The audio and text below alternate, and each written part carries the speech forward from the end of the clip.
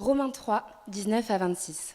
Or, nous savons que tout ce que dit la loi, elle le dit à ceux qui sont sous la loi, afin que toute bouche soit fermée et que le monde soit reconnu coupable devant Dieu. Car nul ne sera justifié devant lui par les œuvres de la loi, puisque c'est par la loi que vient la connaissance du péché. Mais maintenant, la justice de Dieu dont témoignent la loi et les prophètes a été manifestée indépendamment de la loi. C'est la justice de Dieu par la foi en Jésus-Christ pour tous ceux qui croient. Il n'y a pas de différence. Tous sont péchés et sont privés de la gloire de Dieu. Et ils sont gratuitement déclarés justes par sa grâce, par le moyen de la libération qui se trouve en Jésus-Christ. C'est lui que Dieu a destiné à être par son sang une victime expiatoire pour ceux qui croiraient. Il démontre ainsi sa justice puisqu'il avait laissé impunis les péchés commis auparavant à l'époque de sa patience. Il la démontre donc dans le temps présent de manière à être juste tout en déclarant juste celui qui a la foi en Jésus.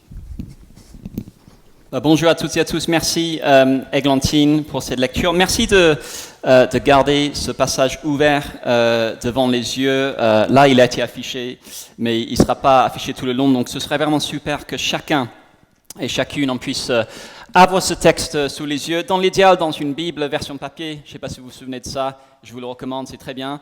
Ou sinon, dans le pire des cas, sur un téléphone portable en mode avion. Voilà, qu'on puisse tous suivre ensemble. Je vous invite à prier avant d'aller plus loin.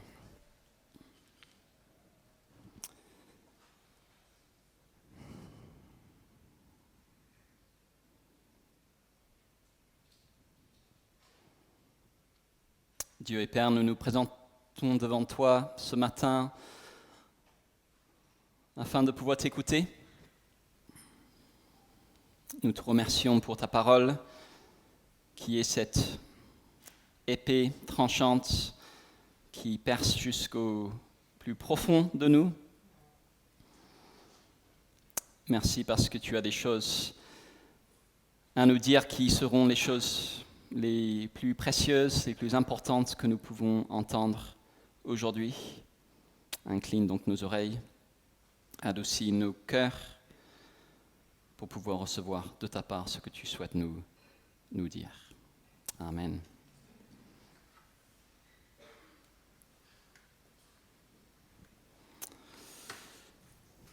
Je t'aime, concours réussi, France championne. Quels sont les deux mots les plus beaux que vous ayez entendus de toute votre vie? Deux mots qui ont déclenché un tsunami de soulagement et qui vous ont tout de suite poussé à prendre votre téléphone pour annoncer la nouvelle. Candidature acceptée. Bébé garçon. Bébé fille. Quels sont les deux mots les plus beaux que vous avez entendus de toute votre vie?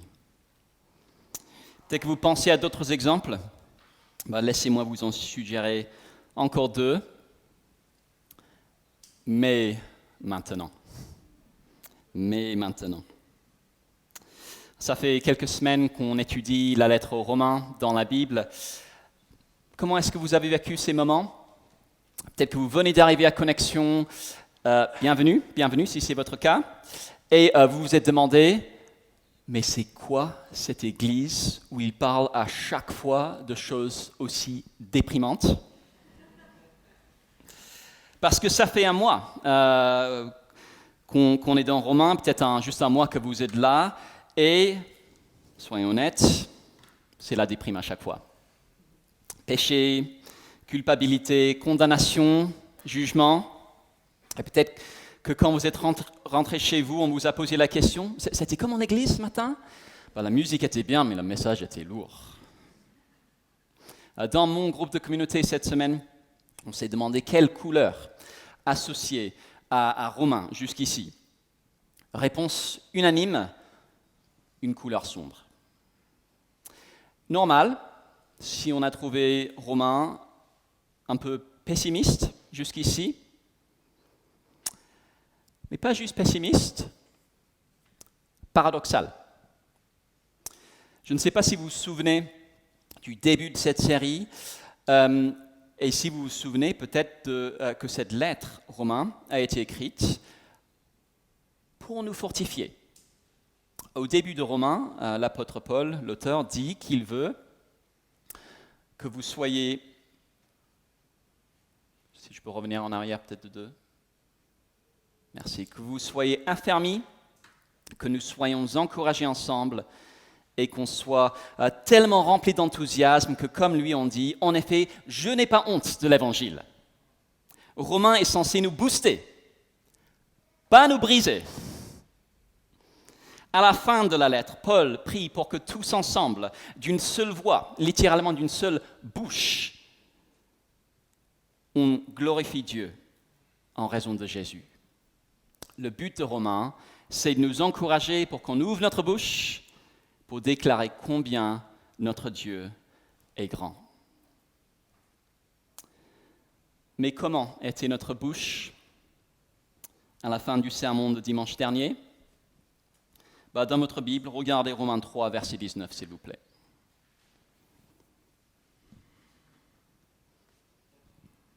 Or, nous savons que tout ce que dit la loi, c'est à ceux qui vivent sous la loi qu'elle le dit, afin que toute bouche soit fermée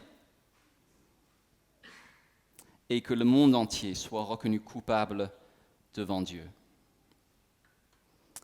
Ces dernières semaines, on a suivi notre procès devant le tribunal de Dieu.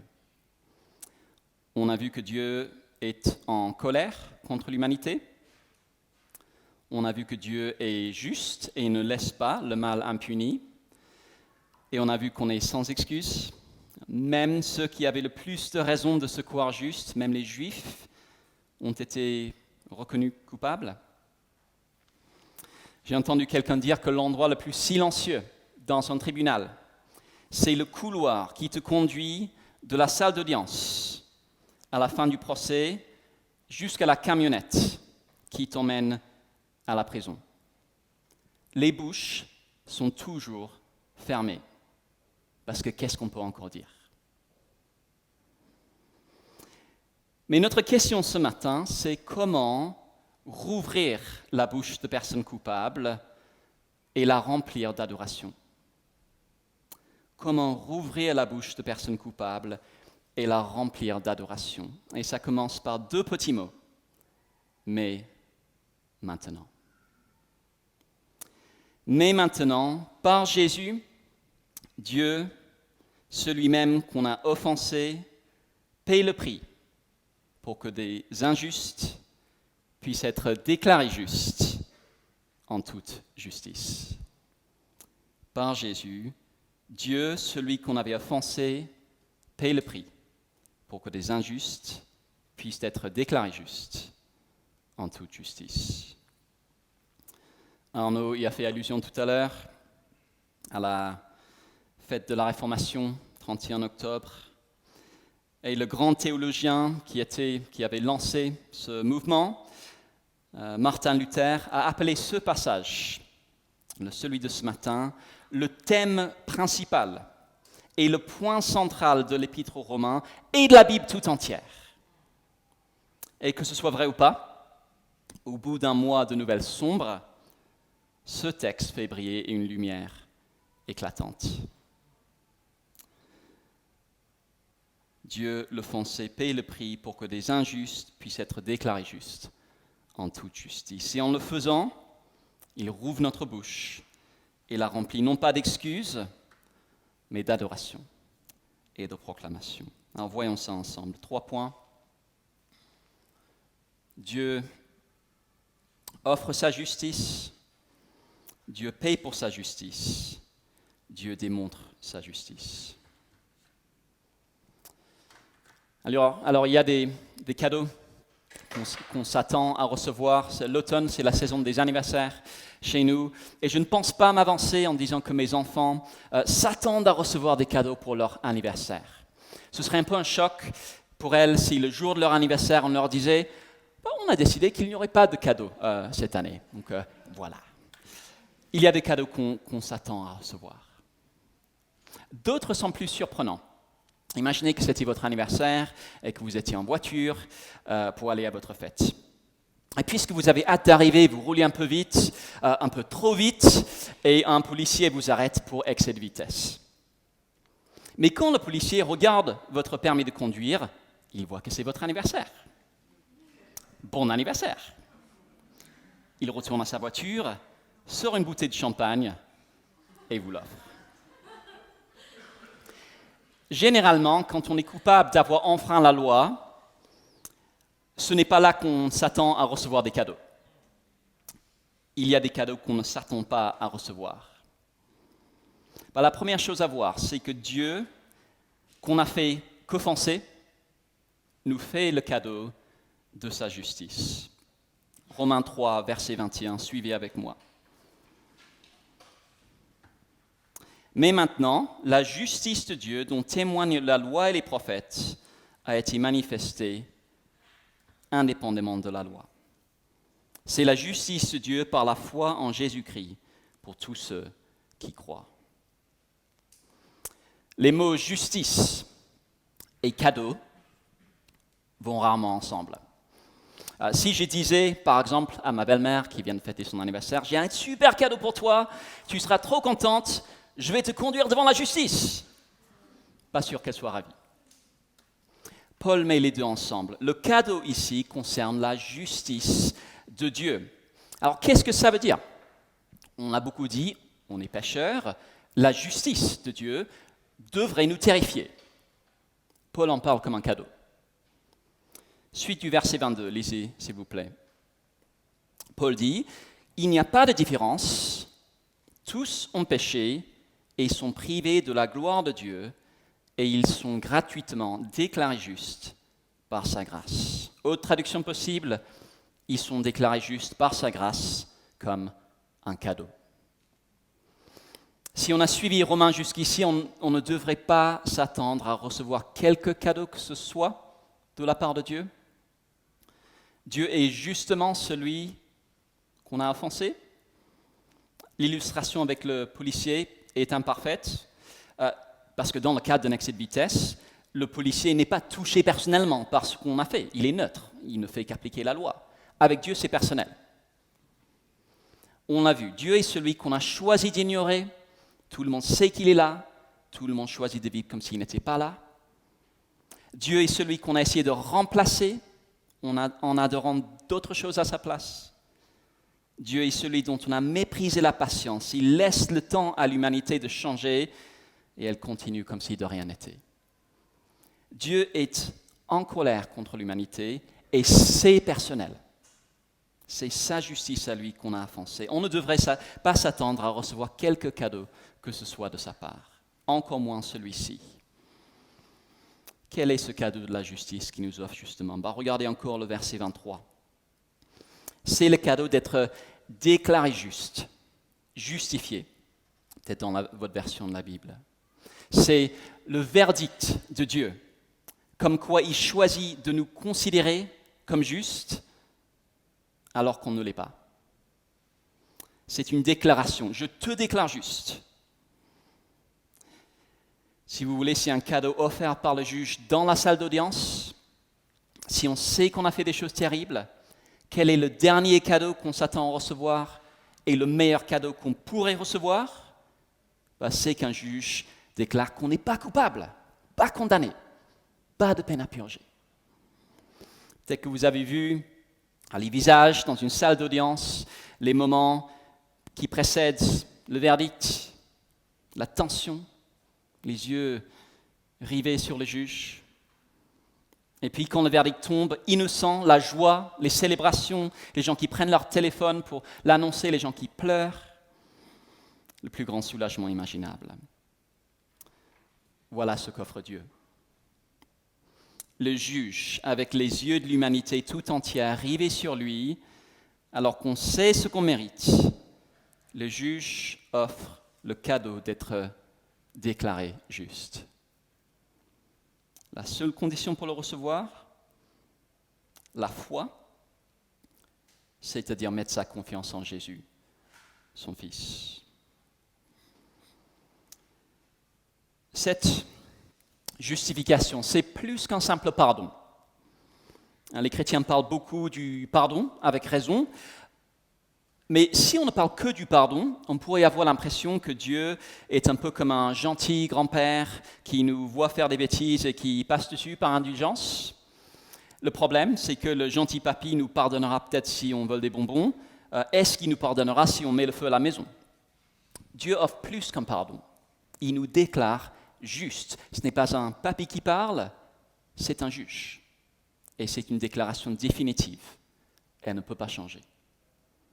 Il tape de son marteau, je vous considère irréprochable du point de vue de la loi.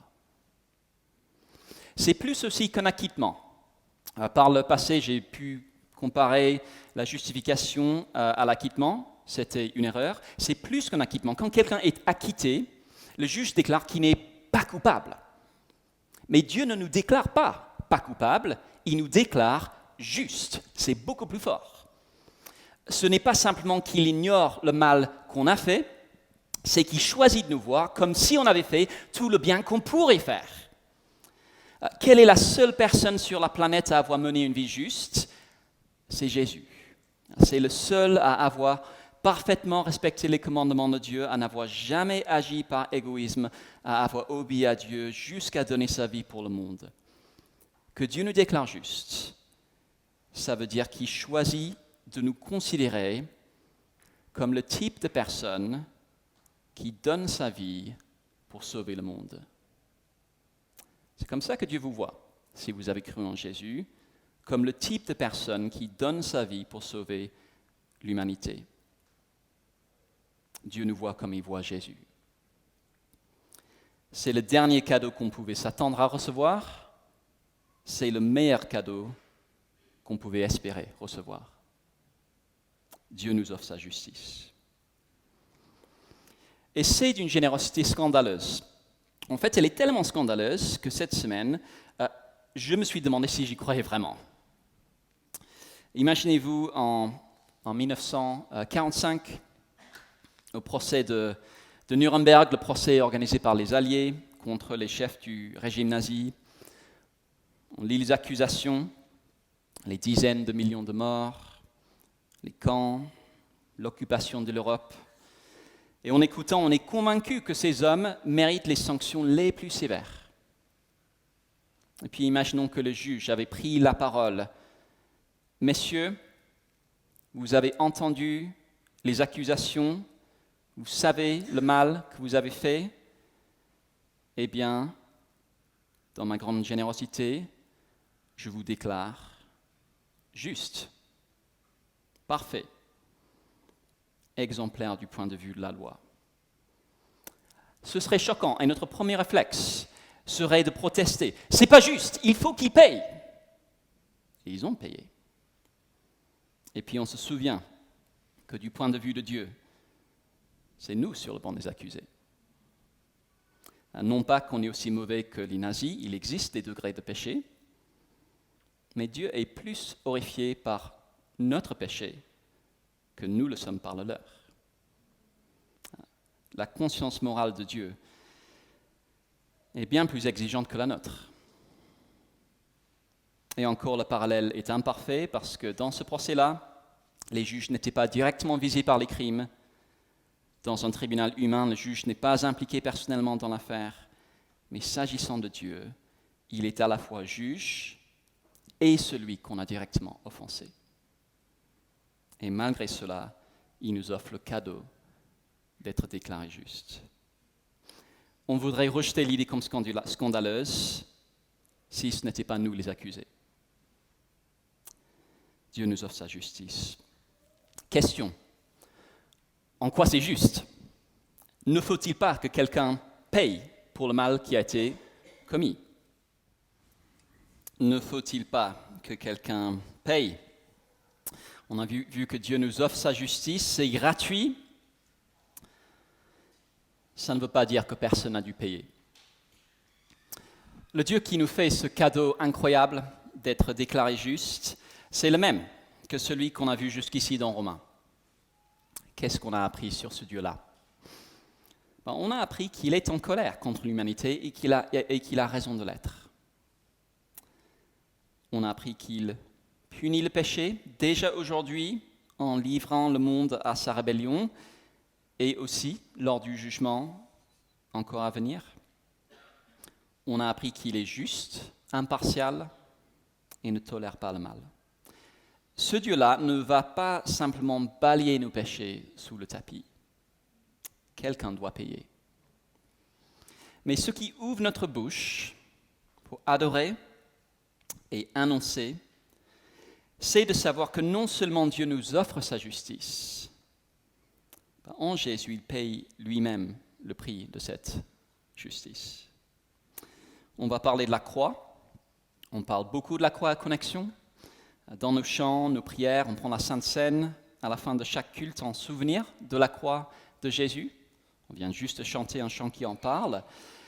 Et le risque, c'est qu'on devienne blasé. Encore la croix, encore le pardon des péchés. Ok. Mais quand Paul parle de la croix, on doit comprendre qui c'était, qui a été crucifié et ce qu'il a accompli. Tout au début de Romains,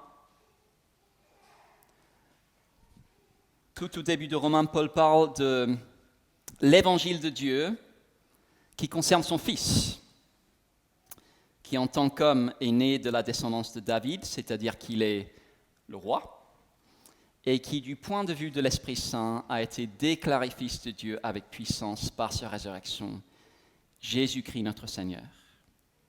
Jésus n'est pas n'importe qui. C'est le roi promis par Dieu, et c'est son Fils. Le seul juste est celui qui, de toute éternité, vivait une intimité parfaite avec son Père. C'est le Fils divin, c'est Dieu lui-même, et c'est lui qui paye. Regardez le verset 25.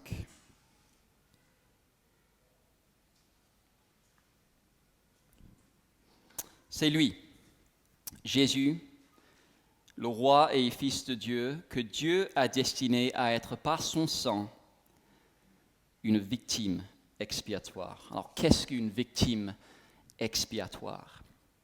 Il y a 3 semaines, c'était Yom Kippour pour nos amis juifs. Yom Kippour signifie jour des expiations, et il renvoie à une fête décrite dans le livre du Lévitique, que vous avez tous lu récemment.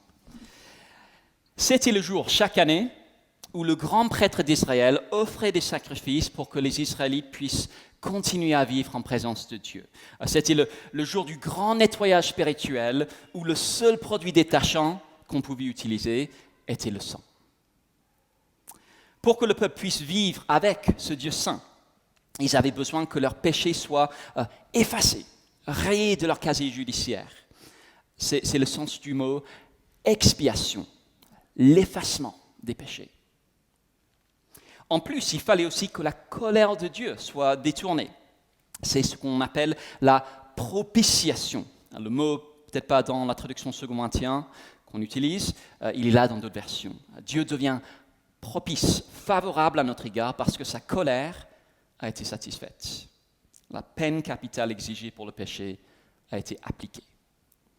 Et donc l'idée était que les animaux sacrifiés ont été tués pour subir la sanction de Dieu à la place du peuple. Alors quand Paul appelle Jésus une victime expiatoire, il emploie un mot qui désigne littéralement le couvercle de l'arche de l'Alliance que le grand prêtre devait asperger du sang des sacrifices une fois par an. C'est une manière de dire que la mort de Jésus sur la croix est le sacrifice qui efface les péchés et qui détourne la colère de Dieu. Imaginons que ma main gauche, c'est nous, et ce livre énumère tous mes échecs, chaque pensée impure, chaque parole blessante, chaque acte égoïste, toutes mes tentatives ratées pour suivre Jésus. Et à la fin, il y a une appréciation. Joseph Tandy, coupable, sanction, la mort. Et maintenant, imaginez que ma main droite représente Jésus, lui, innocent, juste, parfait. Bon, à la croix, Dieu, il fait cela. Et mes échecs deviennent ceux de Jésus, ma sanction devient celle de Jésus, et le Père déverse sur lui sa colère. Dans les églises dans lesquelles j'ai grandi, on disait parfois que Dieu aime le pécheur et déteste le péché. C'est faux. La Bible est claire. Dieu déteste les pécheurs. Psaume 11, verset 5, l'Éternel déteste le méchant. Dieu est tellement saint qu'il a en horreur ceux qui pratiquent le mal. Mais quand Jésus a été suspendu, ensanglanté à la croix pour connaître la mort infâme d'un criminel, il a subi en sa personne l'indignation de Dieu contre les pécheurs. Dieu a dirigé sa colère contre lui-même en la personne de son Fils. La peine du péché, exigée par le saint caractère de Dieu, la mort, Jésus la prend.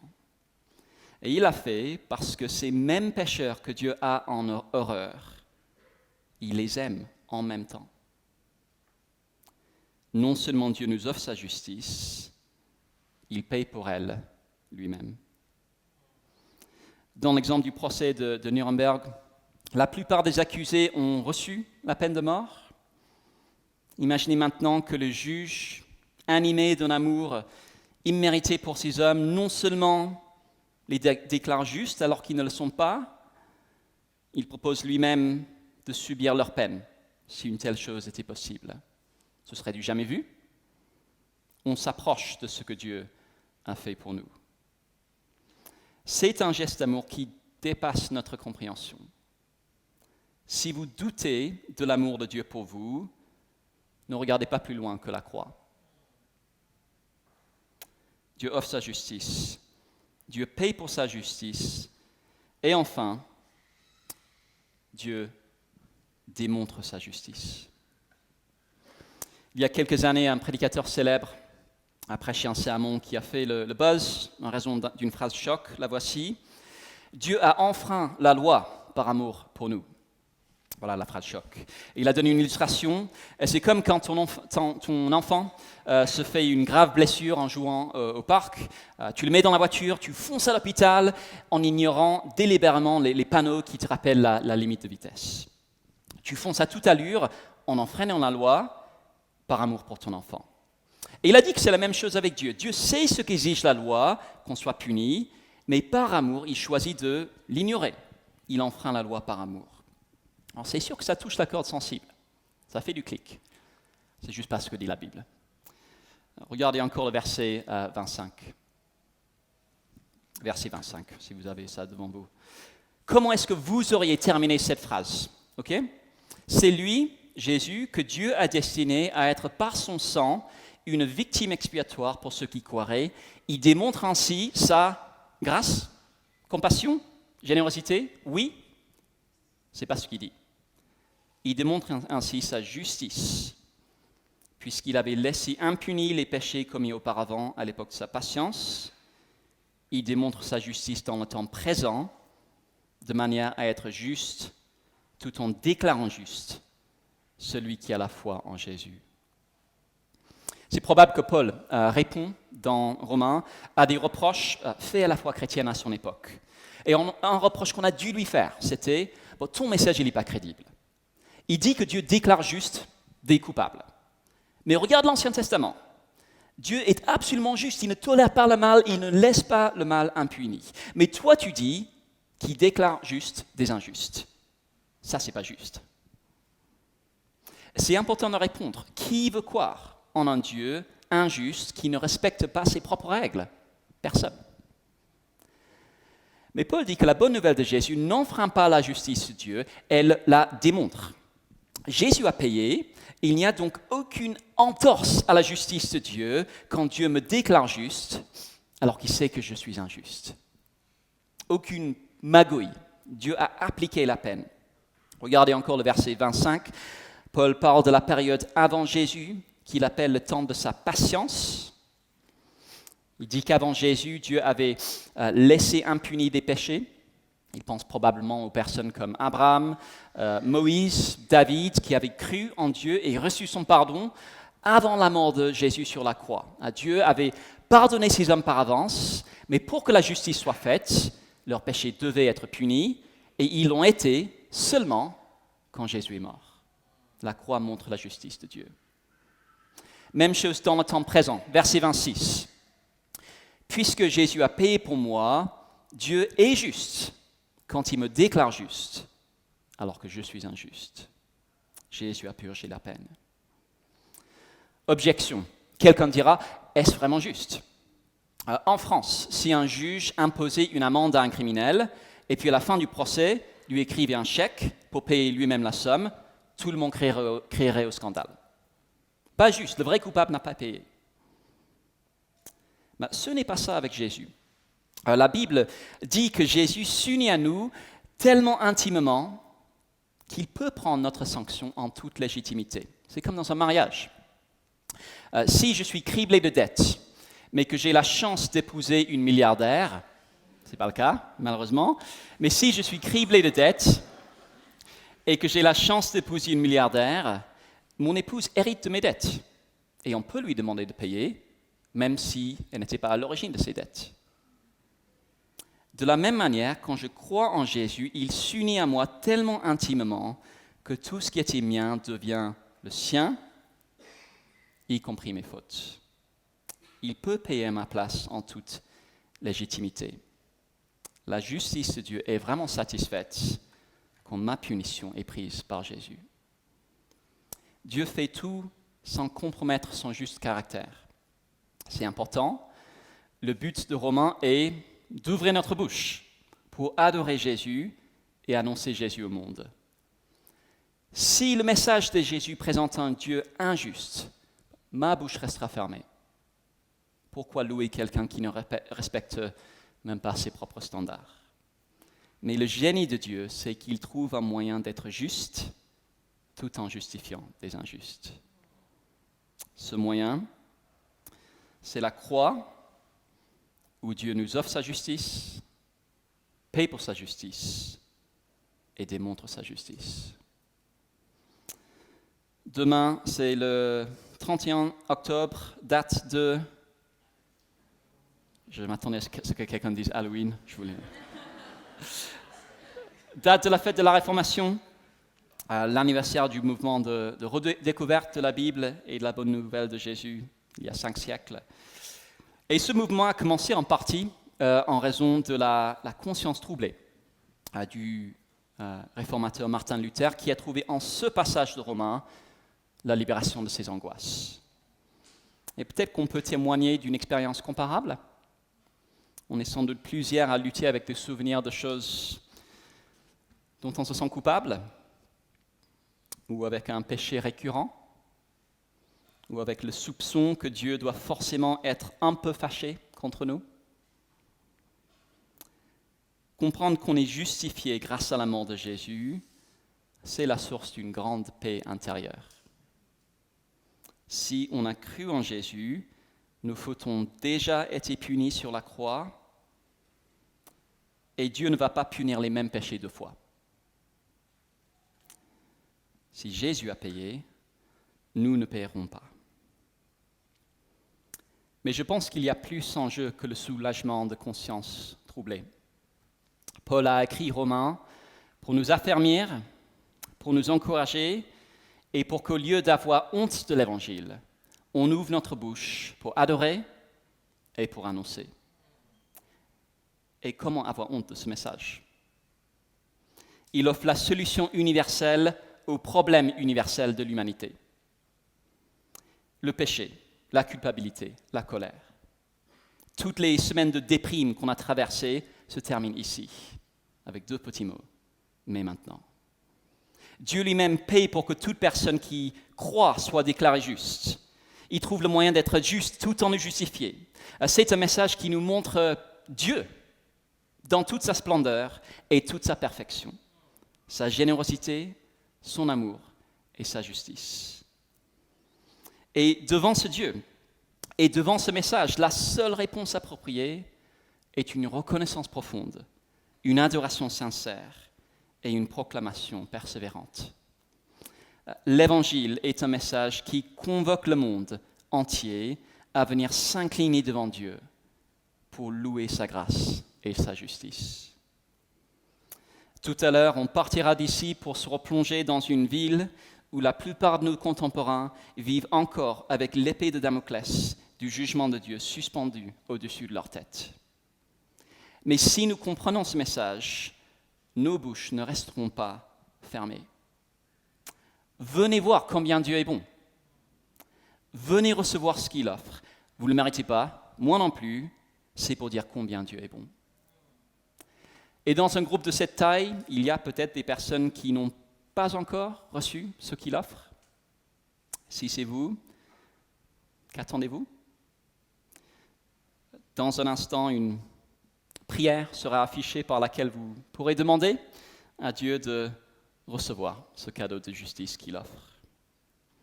Pour les autres, qu'est-ce qu'on fait quand on a reçu un cadeau vraiment, vraiment génial? On le montre, on ouvre notre bouche, on remercie celui qui nous l'offre et on annonce à tout le monde combien le don et le donateur sont extraordinaires. Je vous invite à prier.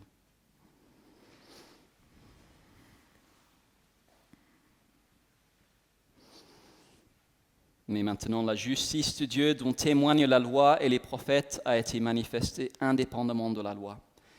C'est la justice de Dieu par la foi en Jésus-Christ pour tous ceux qui croient. Il n'y a pas de différence. Tous ont péché et sont privés de la gloire de Dieu. Et ils sont gratuitement déclarés justes par sa grâce, par le moyen de la libération qui se trouve en Jésus-Christ. Dieu est Père, comment ne pas ouvrir grand notre bouche pour t'adorer en attendant une telle nouvelle? Nous te remercions pour ton amour, ta générosité, ta justice, et nous te remercions pour la croix où Jésus a payé. Que ce message puisse nous affermir, nous fortifier, pour que tous ensemble, d'une seule voix, on te glorifie dans ce monde, au nom de Jésus. Amen.